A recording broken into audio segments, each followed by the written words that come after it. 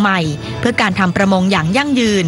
ซึ่งการเดินทางมาของ EU ในเดือนเมษายนนี้นะคะหากทาง EU เห็นว่าไทยมีความพร้อมก็อาจจะมีการตรวจประเมินไทยเพื่อปลดใบเหลืองได้ค่ะ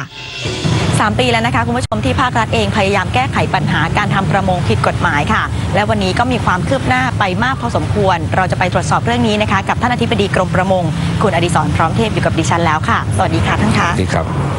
ท่านคะเห็นเรื่องของความคืบหน้าการแก้ไขปัญหา IUU ล่าสุดมีความคืบหน้ายังไงบ้างคะเห็นว่าในเรื่องของการแก้ไขปัญหาทางด้านกฎหมายก็หนักหนาสาหัสพอสมควรครับต้องขอเรียนว่าเรื่องกฎหมายเนี่ยเป็นเรื่องแรกสุดนะครับที่ต้องแก้ไขการแก้ไขปัญหาเราก็ต้องใช้หลักสากลด้วยนะครับเรื่องของการประมงเนี่ยเป็นปัญหาระดับโลกนะครับไม่ใช่ปัญหาแค่ประเทศไทยนะครับเพราะฉะนั้นเนี่ยเราก็ต้องดูข้อตกลงระหว่างประเทศกฎหมายระหว่างประเทศนะครับและทำกฎหมายเราให้สอดคล้องเข้าไปนะครับเมื่อเราได้กฎหมายเนี่ยเป็นพระราชกำหนดการประมงปีพุทธศักราช 2558 นะครับอันนั้นเป็นกฎหมายใหญ่ภายใต้กฎหมายใหญ่เนี่ยจะให้อำนาจออกกฎหมายลูกนะครับซึ่งจะเป็นประกาศกระทรวงประกาศกรมเป็นระเบียบย่อยต่างๆนะครับซึ่งจะเป็นรายละเอียดในการปฏิบัตินะครับที่หนักหนาสาหัสอันที่1ก็คือกฎหมายประมงฉบับนี้มีการลงโทษที่รุนแรงนะครับเพื่อให้ชาวประมงเนี่ยนะครับที่คิดจะทำไม่ถูกต้องเนี่ยตัดสินใจใหม่นะครับว่าไม่ควรทำเพราะทำแล้วไม่คุ้มนะครับนี่คือหลักการเบื้องต้นอันที่1อันที่2การใช้ทรัพยากรเนี่ย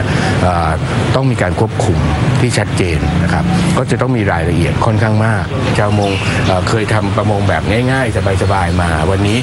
อันนั้นก็ต้องรายงานอันนี้ก็ทำไม่ได้เนี่ยนะครับก็จะต้องมีความลำบากนะครับอันนี้ก็เลยมีความลำบากร่วมกันนะครับแต่เราก็ทำงานร่วมกับชาวประมงมาตลอดเพราะฉะนั้นนั่นคือส่วนแรกสุดนะครับเมื่อเรามีกฎหมายแล้วก็ต้องสร้างระบบควบคุมนะครับ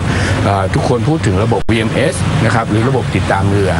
เราก็ไม่เคยมีมาก่อนชาวประมงก็ไม่เคยติดมาก่อนนะครับประมงก็ต้องสร้างศูนย์ควบคุมขึ้นมา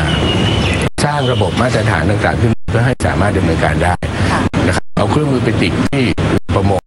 ชาวประมงก็ต้องเสียค่าใช้จ่ายแล้วก็ต้องดูแลรักษาให้ส่งสัญญาณได้อีกนะครับไม่งั้นติดแล้วไม่มีสัญญาณก็ไม่รู้เลยอยู่ไหนนะสิ่งเหล่านี้เป็นสิ่งซึ่งสร้างขึ้นมาใหม่หมดนะครับระบบตรวจสอบย้อนกลับที่มีคนพูดถึงเนี่ยตั้งแต่ล็อกบุ๊กเลยนะครับเรือไปจับปลาต้องเขียนข้อมูลว่าไปจับที่ไหนนะครับแต่ละครั้งจับปลาได้มาประมาณเท่าไหร่ได้ปลาอะไรท่านแค่นี้ก็หนักแล้วนะถ้าเราเป็นคนทำเองเนี่ยก็เหมือนทำบัญชีตัวเรือนเนี่ยไม่ง่ายนะครับชาวประมงเองก็ไม่ค่อยจะจดลงข้อมูลต่างๆอยู่แล้วนะครับจะทำแบบง่ายๆวันนี้ต้องทำละเอียดก็เป็นความลำบากนะครับเรือเนี่ยเมื่อ2 ปีที่แล้วนะครับเราได้ออกใบอนุญาตไปนะครับของเรือประมงพาณิชย์นะครับ 11,237 ลำนะครับและถ้าเรือไม่มีใบอนุญาตก็ถูกจับนะครับแล้วก็ไม่สามารถออกทำการประมงได้ลงโทษแรงนะครับพวกที่มีใบอนุญาตถ้าไปทำผิดกฎหมายก็ถูกจับนะครับแล้วก็มีการลงโทษที่รุนแรงนะครับตามความผิดนะครับแต่ก็ถือว่าหนักมากนะครับสำหรับชาวประมงเพราะว่าการลงโทษที่แรงขนาดนี้ไม่เคยมีมาก่อนนะครับแต่ประเทศไทยก็มีความเข้มแข็งแล้วก็เด็ดขาดในการจัดการแต่ว่าเรื่องของการตรวจสอบย้อนกลับอย่างที่ท่านอธิบดีบอกเมื่อสักครู่นี้ล่าสุดเห็นทาง EU ที่เข้ามาตรวจสอบบอกว่าไทยเองก็ยังมีจุดบอดอยู่ต้องแก้ไขตรงนั้นเป็นจุดเรื่องอะไรคะเรื่องของตรวจสอบย้อนกลับเนี่ยมันเป็นเรื่องของทั้ง supply chain นะครับของห่วงโซ่ของการจับนะครับผลิตแล้วก็ขายเนี่ยมันยาวมากนะครับผู้ที่เกี่ยวข้องเนี่ยมีทั้งชาวประมงขนาดเล็กขนาดใหญ่ผู้ประกอบการที่ท่าเทียบเรือผู้ซื้อผู้ขายนะครับไปจนถึงโรงงานไปตลาดต่างๆไปการส่งออกเนี่ยรายละเอียดมันเยอะนะครับเพราะฉะนั้นมันก็จะมีบางจุดเนี่ยที่อาจจะยังไม่ครอบคลุมนะครับหรือยังลงไปไม่ละเอียดพออีกส่วนหนึ่งที่ประเทศไทยมีความจำเป็นควบคุมคือปลานำเข้าประเทศไทยนำเข้าปลามากนะครับปลาทูน่าเนี่ยเรานำเข้ามากที่สุดในโลกนะครับเพราะฉะนั้นเราต้องมีระบบตรวจสอบควบคุมอีกนะครับปลาทูน่าที่เข้ามาเราต้องมั่นใจให้ได้ท่านว่าไม่ผิดกฎหมายไม่ใช่ปลาที่จับผิดกฎหมายผมถามว่าท่านจะตรวจยังไงครับเพราะว่าเขาส่งเป็นปลามานะครับมีเอกสารมาเราก็ต้องมีระบบวิธีตรวจสอบซึ่งเราไม่เคยทำนี่คือส่วนที่เราไม่เคยทำเราก็ต้องเรียนรู้นะครับแล้วก็ปรับปรุง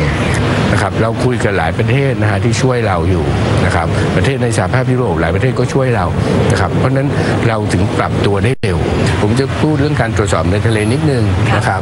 VMS เนี่ยเป็นแค่ส่วนหนึ่งที่เราตามเรือขนาดใหญ่ว่าอยู่ที่ไหนแต่ การที่จะคุมเรือต่างๆให้ได้เนี่ยเราก็มีศูนย์แจ้งเข้าแจ้งออกที่เรียกว่าไปโป้เนี่ยนะครับก็เป็นเรื่องใหม่กับชาวประมงเหมือนกันท่านจะออกไปทำประมงปกติท่านก็โดดขึ้นเรือไปก็ขับออกไปเลยนะครับตอนนี้ท่านต้องมาแจ้งศูนย์นะครับว่าจะออกไปแล้วนะครับต้องถูกตรวจมีเอกสารมีอะไรซึ่งเป็นความลำบากนะครับเป็นภาระแต่มันทำให้เราตรวจสอบได้นะครับเรื่องนี้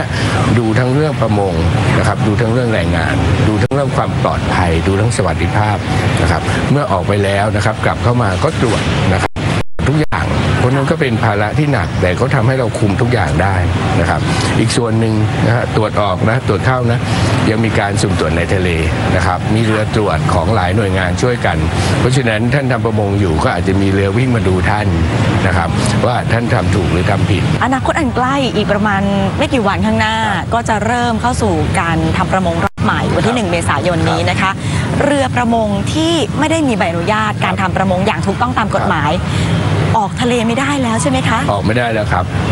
กระทั่งเรือที่ถูกกฎหมายจะออกนะครับก็จะต้องระมัดระวังนะครับทำให้ถูกกฎหมายนะครับกฎหมายวันนี้ลงรายละเอียดมากนะครับทีนี้ในส่วนของการทำประมงยอมรับเลยค่ะว่าแรงงานทางด้านการประมงของไทยส่วนใหญ่ก็เป็นแรงงานต่างด้าวทีนี้มันก็จะมาพัวพันกันถึงเรื่องของกฎหมายแรงงานเรื่องของการใช้งานผิดกฎหมายต่างๆตรงนี้เนี่ยเราจะแก้ไขปัญหายังไงบ้างคะก็มีการตรวจสอบชัดเจนอย่างที่บอกเวลาจะออกก็ตรวจนะครับเวลากลับก็ตรวจ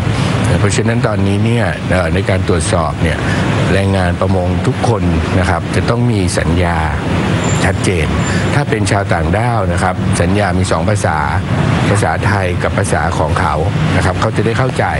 แล้วกฎหมายบังคับว่าต้องเอาสัญญาเนี่ยให้เขาเก็บไว้นะครับเพราะฉะนั้นเนี่ยเขาจะรู้ว่าจ้างกันยังไงบ้างนะครับดูแล้วเนี่ยก็มีความคืบหน้าในการแก้ไขปัญหาการทำประมงผิดกฎหมายกันพอสมควรกันเลยทีเดียวเห็นว่าเราเองเนี่ยก็ได้เดินทางไปชี้แจงกับชาวโลกล่าสุดไปที่ไหไหนมาบ้างคะไปที่บอสตันนะครับบอสตันซีฟู้ดเนี่ยเป็นงานซีฟู้ดโชว์นะครับที่ใหญ่ที่สุดในโลกงานหนึ่งนะครับเราก็ไปแถลงข่าวว่าเราเนี่ยได้ทำงานก้าวหน้าไปเป็นอย่างไรบ้างนะครับในเรื่องของทั้งประมงทั้งแรงงานเลยแล้วก็เปิดโอกาสให้ถามนะครับซึ่งจะมีทั้ง NGO นักข่าวในนั่งฟังเราอยู่เราก็พร้อมที่จะตอบปัญหาต่างๆว่าวันนี้ประเทศไทยได้ก้าวกระโดดไปสู่การปฏิรูปการประมงนะครับที่ชัดเจนมีแนวทางที่ชัดเจนและเริ่มทำไปแล้วอย่างชัดเจนนะครับค่ะส่วนรายละเอียดนั้นจะเป็นอย่างไรนะคะจะพาคุณผู้ชมค่ะไปติดตามในรายงานชิ้นนี้ค่ะนี่คือภาพที่อาจจะเป็นจุดเริ่มต้นของการแก้ปัญหาแรงงานผิดกฎหมายในภูมิภาคทีเดียวครับเพราะวอลมาร์ทค้าปลีกยักษ์ใหญ่ของโลกเข้ามาหารือกับหัวหน้าคณะทำงานชี้แจงการแก้ปัญหาการทำประมงผิดกฎหมายหรือว่า IUU เตรียมจะใช้โมเดลของประเทศไทยในการแก้ปัญหาแรงงานเป็นต้นแบบให้กับหลายประเทศที่มีปัญหาเรื่องแรงงานโดยเฉพาะในภูมิภาคอาเซียนครับที่สำคัญนี่คือการชี้แจงที่ประสบผลสำเร็จมากที่สุดในรอบ3 ปีทีเดียวครับเนื่องจากคณะทำงานที่เดินทางไปสหรัฐเป็นคณะที่ใหญ่ที่สุดมีทั้งรัฐบาลความมั่นคงเอกชนและประชาสังคมข้อมูลก็รอบด้านมากที่สุดครับและตอบคำถามได้ทั้งหมดซึ่งจากการประเมินท่าทีตัวแทนกว่า20องค์กรด้านการประมงของทั้งสหรัฐและระดับโลกที่เข้าฟังการชี้แจงในครั้งนี้พอใจสำหรับความคืบหน้าทั้งหมดครับทีนี้เอกชนสหรัฐเนี่ยเขาก็มีความก้าวหน้าของเขาในแง่ความคิดอะไรต่างๆแล้วก็เขาไม่ได้ยอมรับอะไรง่ายๆในแง่ว่าหมายความว่าคือเขาไม่เชื่อง่ายๆนะฮะการที่เราจะมาพูดประจาให้เขาฟังเพราะฉะนั้นเมื่อเขาซักถามไปถึงจุดหนึ่งเนี่ยเขาก็จะรู้ว่าเราจริงใจและตรงไปตรงมาแล้วเราก็ไม่ได้บอกว่าทุกอย่างมันสมบูรณ์แบบไปหมดแต่เราบอกว่าเรากำลังทำอะไรและได้ผลดีมีความก้าวหน้าอย่างยิ่งในรอบ3 ปี 2 ปีที่ผ่านมานี่วอลมาร์ทเขาก็มองว่าขณะนี้ประเทศไทยเนี่ยมีความก้าวหน้าเป็นผู้นำโดยเฉพาะในเรื่องแรงงานด้วยนะครับการขจัดแรงงานที่ผิดกฎหมายเนี่ยเขาก็เลยมาคุยกับผมว่าเขาอยากจะร่วมมือกับเราเพิ่มเติมนะครับว่าในการที่เขาจะไปจัดซื้อเพื่อนำเข้าสินค้าประมงเนี่ยแล้วเขาอยากให้ในภูมิภาคนี้ไทยร่วมมือกับเขาที่จะไปดูด้วยว่าในประเทศข้างเคียงเนี่ย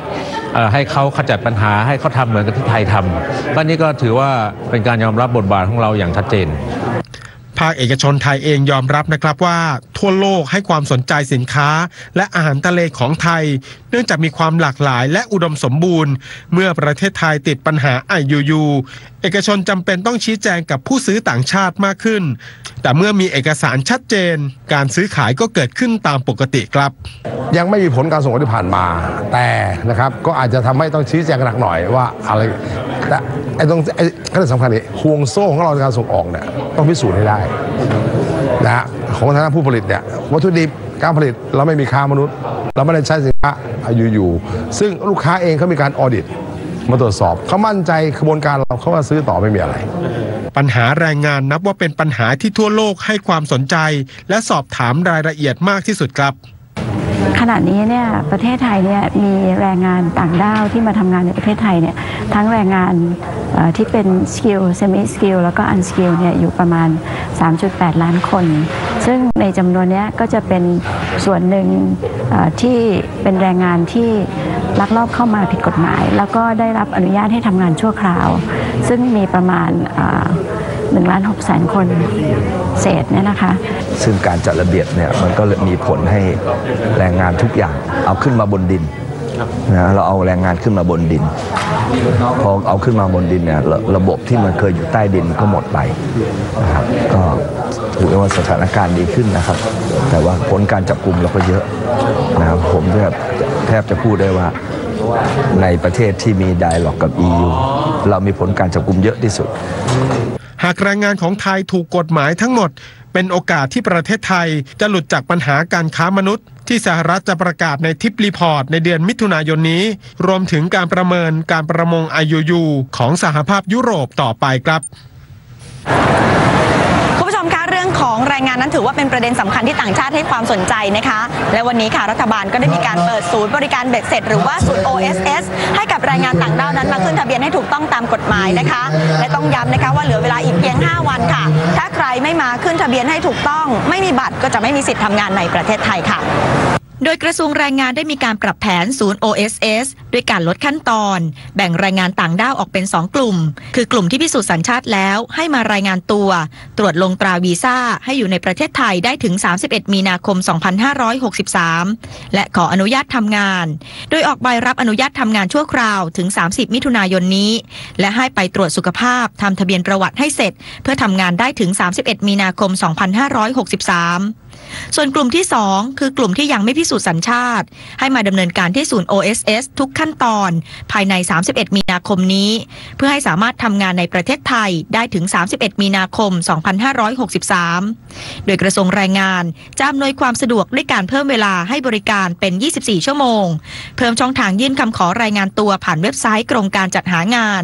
พร้อมจัดชุดปฏิบัติการหมุนเวียนให้บริการตลอด24ชั่วโมงเพื่อให้การลงทะเบียนแรงงานต่างด้าวเสร็จทันตามกำหนดค่ะคุณผู้ชมคะวันนี้เราได้ความชัดเจนทั้งในเรื่องของความคืบหน้าการแก้ไขปัญหาการทำประมงผิดกฎหมายและความคืบหน้าการจัดระเบียบแรงงานต่างด้าวนะคะซึ่งต้องย้ำค่ะว่าเหลือเวลาอีกเพียงแค่5วันเท่านั้นนะคะแรงงานต่างด้าวที่ยังไม่ขึ้นทะเบียนจะต้องมาขึ้นทะเบียนให้ถูกต้องค่ะเพราะถ้าเกิดว่าเลยช่วงนี้ไปใครที่ไม่มีบัตรก็จะไม่มีสิทธิ์ทำงานในประเทศไทยค่ะและทั้งหมดนี้ก็คือรายการเดินหน้าประเทศไทยสำหรับวันนี้นะคะดิฉันชมพูนุช ภัทรกจีลาคุณผู้ชมไปก่อนสวัสดีค่ะ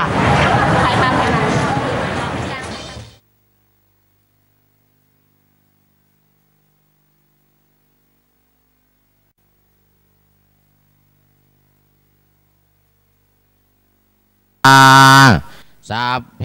พุทธาภลปัตตาปัจเจกานันจะยังพลังอรหันตานันจะเตเชนรักขังพันธามิสัพพะโส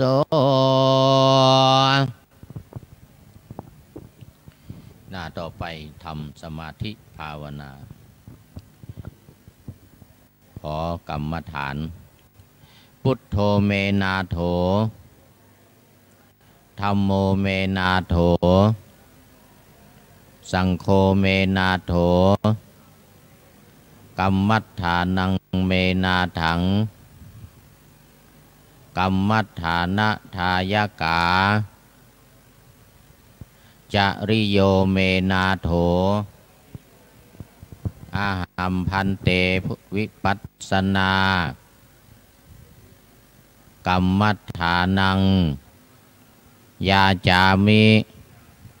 วิปัสสนากรรมัฏฐานังเทธเมพันเตอาหัมพันเตปิติอุปจาระสมาธิงยาจามิ